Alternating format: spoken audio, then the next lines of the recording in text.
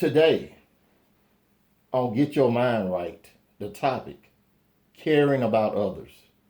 We live in a world today where we have a large percentage of people who do not care about other people. You may ask, why would you say that?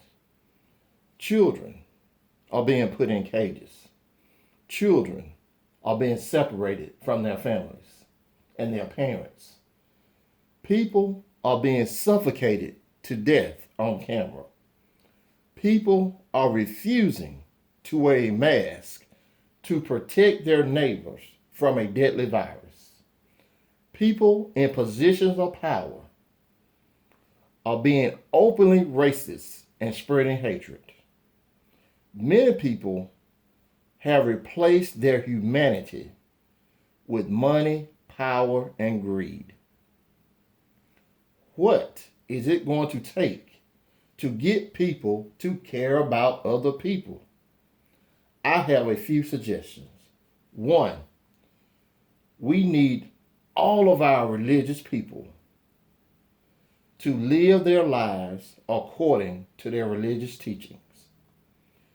We need people, not people, but schools, to bring back civic education as a required high school course.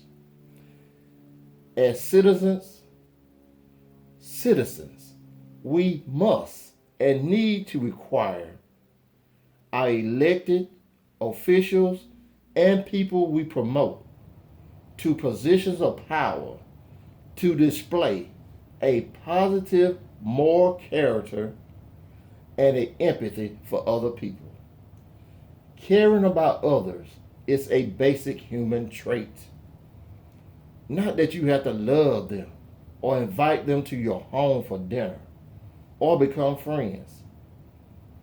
Caring about others means that you do not do things that you know is going to hurt other people. Caring about others also means getting involved and helping others when you see that they are in trouble. Caring about others means encouraging and being happy for another person's success. This lack of caring about others is not going to serve any of us well.